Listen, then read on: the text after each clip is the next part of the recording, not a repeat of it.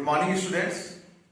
आज की क्लास में हम लोग मगध एम्पायर जो हमने पढ़ा था उसके बाद हम लोग नंदवंश के बारे में डिस्कस करेंगे कि भैया नंदवंश होता क्या है। बच्चों नंदवंश से भी क्वेश्चन आते हैं, इसलिए आज हम लोग नंदवंश के बारे में स्टडी करें। कौन नंदवंश का पहला राजा था, कौन आखिरी राजा था, इस पर हम बात करेंगे।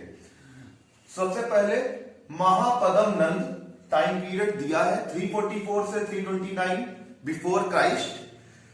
पहला शूद्र शासक था, फर्स्ट शूद्र किंग ऑफ मगध। मगध का पहला शूद्र शासक। देखिए शूद्र शासक मतलब होता है नीची जाति का शासक। हमारे यहाँ जैसे ब्राह्मण होता है, क्षत्रिय होता है, वैश्य होता है, तो ऐसे एक जाति होती है शूद्र। शूद्र शासक था महापद्म नंद।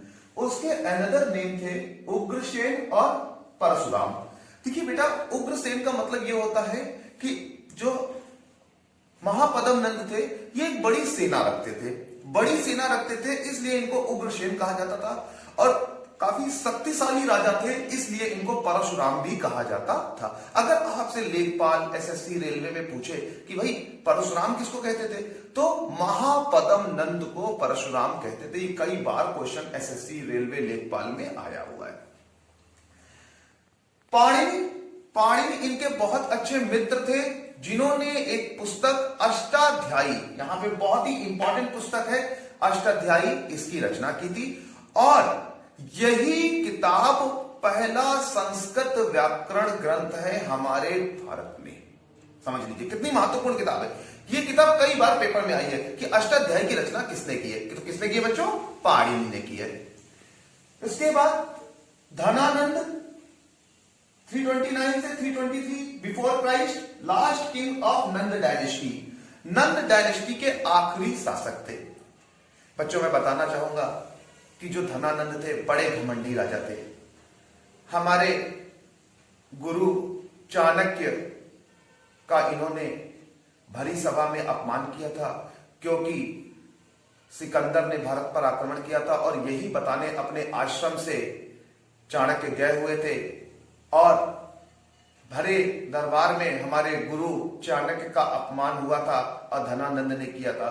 तो चाणक्य वहां से निकल गए और देखा जंगल में बच्चों का एक समूह खेल रहा था, जिसमें एक बच्चा राजा बनकर निर्णय कर रहा था। चाणक्य की नजर उस बालक पर पड़ी और उस बालक से बात की तो बताया कि हम एक गाय चराने वाले लोग हैं और हमें एक चरवाहे को बेच दिया गया था और हम उन्हीं की गाय चराते। चाणक्य ने उस चरवाहे से मिले और उस बालक को आश्रम ले आए। शिक्षा दीक्षा धनुष विद्या तलवार विद्या हर जगह से अपने शिष्य को महारथी बनाया और वही शिष्य आगे चलकर हमारे भारतीय इतिहास में चंद्रगुप्त मौर्य नाम से अमर हुआ। चंद्रगुप्त मौर्य ने ही धनानंद का वध किया था और मगध साम्राज्य के राजा बने। नंद वंश में जो मगध एम्पायर था वहां के शासक बने थे। बच्चों इसके बाद हमारे भारत में विदेशी आक्रमण हुए और पहला आक्रमण जो था foreign attack in India, Darius को भारतीय इतिहास की कुछ बुकों में दारा भी कहा जाता है।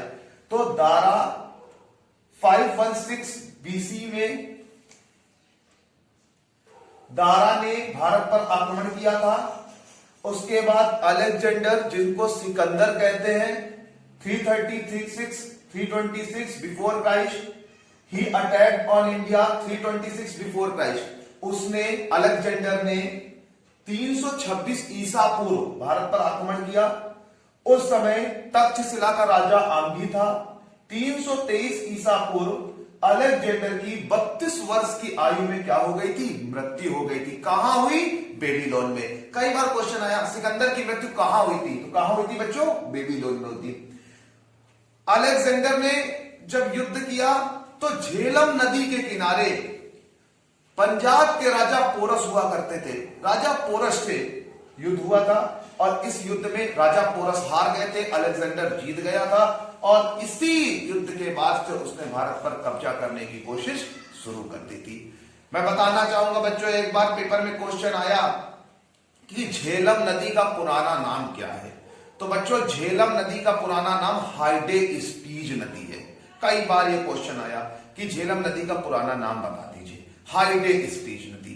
तो बच्चों अब आपको क्या करना है, जितना भी महत्वपूर्ण हमने पॉइंट्स बताए आप इसको नोट कर सकते हैं, आप इसको स्टडी कर सकते हैं, जिससे आपके सिलेक्शन में किसी भी प्रकार की कोई भी बाधा ना हो, सब बच्चे हमारे सेलेक्ट हों, ऐसी आपके सूर्या सब कामना करते हैं। आप हमारे चैनल लेट्स क्रैक इट को लाइक करें, शेयर करें, सब्सक्राइब करें। Thank you class.